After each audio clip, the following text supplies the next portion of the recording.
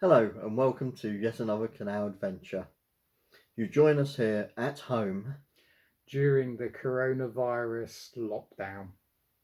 We're having a look back at some of the video footage and photographs that we took during last year's summer. So this vlog is really about what we did last summer. If you've been watching our vlogs, you'll know that we're heading south on the Grand Union Canal and are currently at Yardley Wharf. Well, we were early coming down from Stoke Brewing, probably about 3 or 4 weeks early, because we had the appointment with Baxter's for the end of July, but we booked ourselves into Kingfisher Marina for the month of July itself, because of all the other things that we were planning on doing. So we were down pretty early, but we'd moored up opposite Yardley Wharf, and that was quite early to mid-June. I know it was before my parents' golden wedding anniversary, because we walked to the boat and took that for a bit of a cruise down to Cosgrove. But I was working at that point in time, so I didn't actually have the time off whilst your sister and your brother-in-law were over from America. We're doing some light maintenance on some of the bits around the boat, and the thing that we attacked, as it were, was the Gangplank. I think we'd left it out over winter. Just think it had taken its toll, and the previous covering on it had started to peel and crack a little bit. And I mean, it's just the Gangplank and it's out on the elements, so keen to use some of the materials that were left behind on the boat, some of the wood stains and varnishes that were there. Decided on the Gangplank it wouldn't really hurt that we'd touch it up after sort of cleaning it down, and brighten it up a little bit really and smarten it up. So but it was an exceptionally warm day and we knew it weren't going to take that long before it dried out, so it was ideal conditions to do it in. One of the jobs that we really wanted to do was to change the filter in our water filtration system that we've got on the boat. We weren't sure when that was last done, but we have been drinking from the filtered water tap and using that to fill the kettle. And we've been checking it in the glasses as well, so we could see it was clear and it wasn't in a bad state. Yeah. So, but one of the things I suppose really is the speed of it started to deteriorate as well. It was a very slow feel. Yeah. But it was one of them jobs that we wanted to get done. Yeah, and normally they say if it's slow coming through, then it needs replacing. So it was a Nature Pure filter that we got. I think it's a fine filter. We picked one of those up from a chandlery and we set about changing that. I think I was shoved in the cupboard to get in there and change that. Yeah, and job for Mark. Yeah, love that, thanks. Bit gross seeing the colour of the old filter, but I'm glad we changed it when we did and not rely on it for another year. So that's a good job, and I think that's a job that we're going to do a little more frequently. Indeed, yeah. So after every year or year and a half, maybe not let it get back to that kind of state. But other than that, it's flowing through a lot quicker now, isn't it? Yep. And it's still showing, the water's still coming through clear, so that's okay. And each time we fill the tank, we drop a what those tablets, sterilisation tablets that we drop in. So we drop in a Aquapure tablet. So it sterilises the water that's in the tank before it comes through the pipes at us. So I think we're quite happy with the way that the water's filtered and comes out quite nice and clean and fresh. I didn't give you time to set the camera up, sorry.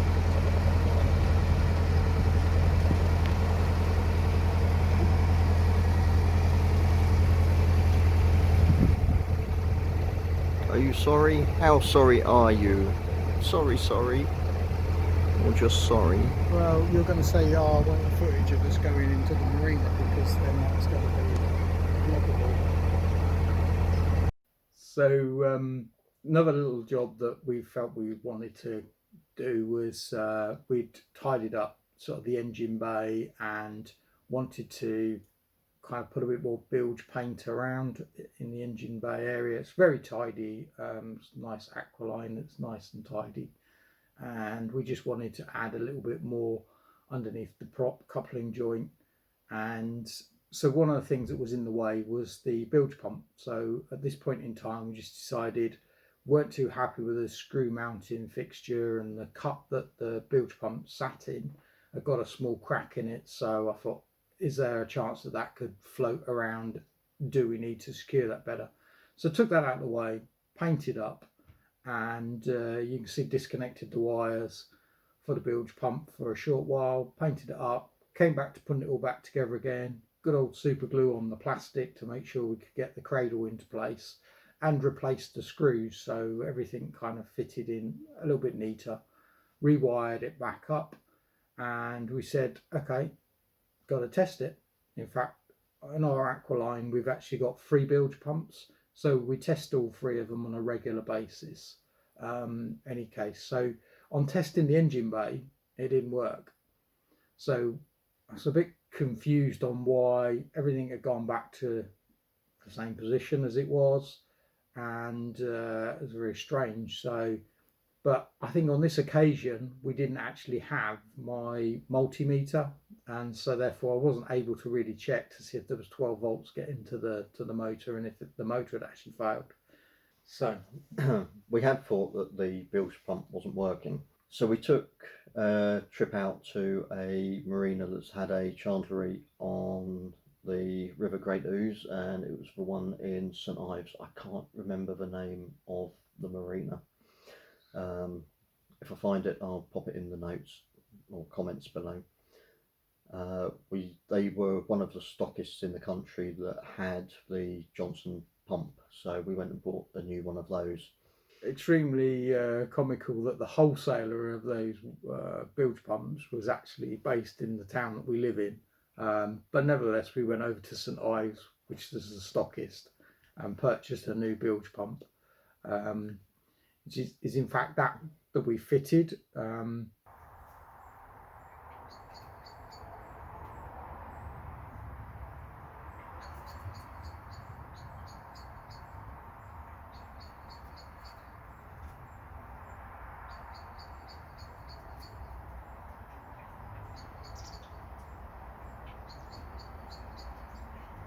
And it still didn't work because we hadn't tested the we hadn't put it in water to test to see if the automatic one would work. Why would you? If it's not working when you do a manual, there's obviously something wrong with the pump. But that didn't actually flow through, did it, really? And that's when you took the meter to the back of the switch, had a look, and realised that there was no problem with the voltage to the motor. When it was in the automatic mode, it would have been fine. When it was put onto the manual test mode, that was when we didn't get any life out of it. So discovered that obviously it was the double throw single pole switch that when you put it into test mode, it didn't actually work on the switch. So I had a great deal of fun looking on the internet to relocate switches with exactly the same emblem and logo on side there. No OCD with me. And eventually found a German company supplying them. So I thought, okay, well, let's get a pack of 5 of those. We've got a couple spare, haven't we? As soon as it arrived, fitted it in place, connected up the wires, everything was good as gold again. On reassembling the bilge pump back into the engine bay, one of the things I wanted to replace was the assortment of screws and bolts that was kind of holding the water pump frame to the base plate. So Mark was a little concerned after seeing some extra leftover screws. But no, I'd already taken into account and replaced with some brand new ones. No, I think I worried a lot of people on Twitter by saying, oh, we've been doing some boat maintenance around the engine bay, and look at all the screws we've got left over from the picture sort of thing. And there were lots of comments on Twitter about where have they all come from. Quite a few people were sort of, you shouldn't have that many left over. But no, we've refreshed and replaced. I think was the Yep. yeah. It was just one of those moments where you do a bit of maintenance, and always at the end you have at least one screw left over, no matter what you're doing. Yeah. But I had a palm full, but that no, we'd replace them. So all was good. And so we've now got a spare bilge pump should we need it. Yep. Last summer we also Purchased some of the brand new Narrowboat Experience merchandise, including the pin badges of their new boat, Lazy Days. And of course, when you get a new badge, you've got to take a modelling photograph of that. And so that's what we did. So you've painted the engine bay and got that looking sparkly and clean. It wasn't really that dirty to begin with. It was just a quick freshen up of painting of the paint around the engine. And then you said we needed to tidy up the gas locker, and we were going to get the 2 gas bottles out and just check around for any rust marks and spots, and just to make sure that things looked okay. And you know, we've got the bilge paint, the grey bilge paint, so we thought let's tidy it up and just make sure that there's a nice coating inside the gas locker. So there was no other alternative to it, but I had to send Mark down into the gas locker hatch. So through the hatch, so diving through the hatch, I had with me a dustpan and brush. I did a quick sweep out of the area, getting rid of all the cobwebs, leaves and other debris that we picked up along the way, and then proceeded to paint inside the, all I can think of is weed hatch, and that's not the right thing. It's the gas locker. Gas locker, yeah. And so after cleaning it out, I proceeded to give the gas locker a fresh coat of paint. There wasn't really any rust marks in there at all, to be honest. We were quite impressed. What was there could be just rubbed back off of with a wire brush, and there was no real need to treat it. It wasn't sort of growing of any description. Pretty clear and clean. So just a quick freshen up with the old bilge paint, and it was jobs are good, as they say. So we thought it would be good to tidy up some of the paintwork in the stern deck, and one of the things I was keen to do was clear out the guttering that's underneath the deck boards to make sure that any sort of build up of leaves and muck and rust that was appearing was sorted out. It was the weekend of the British Grand Prix at Silverstone, and being sort of not a million miles away from there, we did get a little bit of a display by the red arrows, and I managed to capture this wonderful footage. Yeah. So ladies and gentlemen, here are the red arrows. If you look really closely. Yeah. No, there they are. That's the most I've seen, because it was only 4 of these. Brilliant formation. So it's the weekend of the 20th of July, and we noticed on social media that it was the Cosgrove Canal Festival. So we popped along to that, and as we were at Cosgrove, we thought we'd have a nose around and go and have a look at the old locks that led down to the River Great Ouse and then back up the other side. Some of them are still in situ. The area's been made into a bit of a parkland, hasn't it? Parkland, yeah. So we had a little bit of a walk around that area, and I'm not sure if it's a horse tunnel or a cattle tunnel at this point.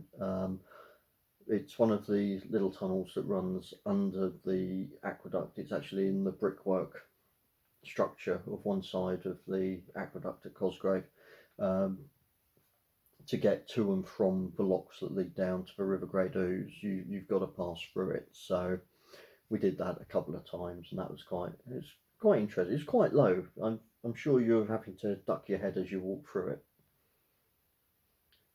We then walked down the steps to the parkland that's on the left hand. Well, if you're heading south, it's on the left hand side.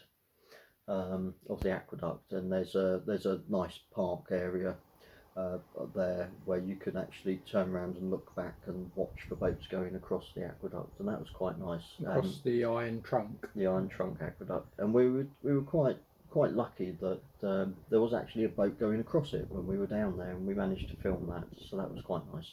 Yep.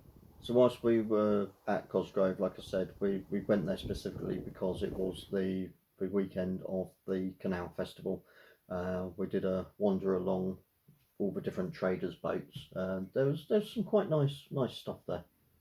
Very nice stuff. We stopped off at the Jam Butty, of course, and bought some Wildside jam from them. There'll be a picture of that a little bit later. So the next day we took the boat out of the marina because Paul wanted to do some sanding down and wanted to do the undercoat on the stern deck, which would have caused a bit of dust, and we didn't want that to be happening within the marina itself. Where we'd moored up, there was a caterpillar crawling along the Armco next to where we'd moored up, so I took a quick video of that.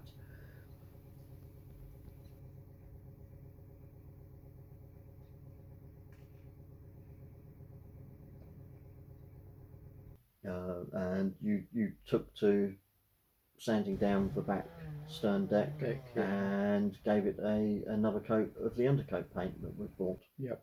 Whilst we were waiting for the undercoat to dry on the stern deck, we set up our table and chairs on the towpath, and we had a nice little tea for two, wasn't it? Indeed. Rather sophisticated. We had some crumpets as well with the Wildside jam, which is really nice. Yes. Yeah. Next time we see the Jam Butty, we'll be buying a few more pots of jam from them. So at the very end of July, we went and we spent the night on the boat because we had to be up quite early the next morning to get the boat ready to go into Baxter's Boat Yard. Yep. Because we were having it blacked. Very keen again to see the boat back out of water whilst it was being blacked. We'd obviously seen it whilst on the survey. However, when we got to the marina to see it, they had started filling the pound again. So this was going to be our true check of actually wandering around the boat ourselves whilst it was out of water. Part of the extra work was to get some midship anodes fitted. We were going to replace our front and back as well. So it was ideal opportunity to do that. I don't think they actually replaced them, because in the photographs that were on the screen a couple of seconds ago, they were still there. So they hadn't completely worn out, so they were left in situ. Yeah. So instead of having 4 anodes, we've ended up with 10. Yep. I just had to count that up in my head. You Did you see me counting that up in my head? I wasn't quick enough. There was deterioration of the other anodes, but they were still good enough to leave in situ. So when we say replace, we actually added, and it meant that we, with the 2 additional midship anodes, ended up with 10 in total. We think that's going to be good for a while yet. Hopefully. One of the other things that Baxter's did for us was to seal the weed hatch and clean and paint all the way around that, which was part of the blacking, and to also check the bow thruster tube as well for us. Was concerned that we'd find debris inside there, but it was good. It was quite clear. Yeah. And the grills were still in place and everything looked fine there. One of the services that Baxter's offer is to repaint your tunnel bands or tunnel flashes at the back of the boat. Now, we didn't have those on the boat previously. Yeah, I think when we bought it, been painted over in the course of time. So we thought, whilst it's out of the water, being blacked, that would be the ideal opportunity to have the tunnel flashes put back in, because I don't think we'd have been able to do that ourselves whilst we were on the cut. No. Moving around, because the water would have just stopped us from doing that. So, which I think it actually makes it look quite smart, doesn't it? Makes it look normal. Makes it look normal, yeah. Okay, there is that. It's what's normal. Mm. While she was out of the water, I had I don't know where it came from, but I had a recollection of something being wrong with the movement on the tiller that was picked up on the survey. So I mentioned this to Paul, and he wasn't sure what I was on about. So I had to dig out the survey, Yeah. and I Checked it found back. on there that the actual survey picked up that the thick-walled bottom bearing found with some movement, unlikely to be detrimental to the steering experience, but a sleeve could be added if required to reduce wear movement. So whilst it was out of the water, we contacted Bob at Baxter's Boat Yard, and we mentioned it to him about the slight movement, and I think there was a slight wobble on the actual tiller itself. But to be At fair, times. I think we found that our boat's been a lot easier to steer. It Yeah. certainly was when we picked it up from Marina, and you know, compared to the high boats that we'd had in the past. Yeah, And I didn't feel that it was sloppy or loose to much degree, but yeah, you do get a feeling that there might be a little bit of a rattle. Yeah. So we mentioned that to Bob, and he's fitted a sleeve around in the cup for us whilst it was out of the water. Otherwise, we'd have had to have got in the water and tried to poke something in there, which I didn't think was a brilliant idea. But it's been done, and the tiller, it's very responsive now, but there doesn't seem to be as much of a rattle on it. So I'm glad that we did that as well. So the blacking process took a week. That was to clean it down, to try and jet wash it nice and clean, and then to apply 2 coats of the bitumen covering, and to allow it to dry in between both of the coats, and then at the end, and then to have the tunnel flashes put on, and the other little bit of work on the tiller. And that week really flashed past, didn't it? Yeah, didn't seem to take too long. And then it was time to go and pick her up again. Yep. And to get back on board. When we got there, we were expecting it to already be floating and ready to go, but we actually arrived a little bit earlier than we were meant to. I don't know whether that was just fortune of the roads being quiet that morning or not, but we actually got to see them putting the water back into the dry dock. And that was really interesting to watch them raise each of the different planks. I think there's about 4 or 5 different planks of wood that went across the entrance, and then let the water back in and seeing the boats rising up again and floating. But I must admit, she looked really smart when we did pick her up, and it was first week in August, wasn't it? Your birthday week. It was my birthday week, yeah. So no, that was really good. Well timed as well, because it meant that we could go out and across for birthday week. So overall, I think we were really, really pleased with the service that we got from Baxter's Boat Yard. Both Bob and Bex were really nice people, really friendly. Yeah, good business. Yeah. Would highly recommend them. Thank you for watching. Yet another canal adventure will return in vlog 32. Yet another day in MK.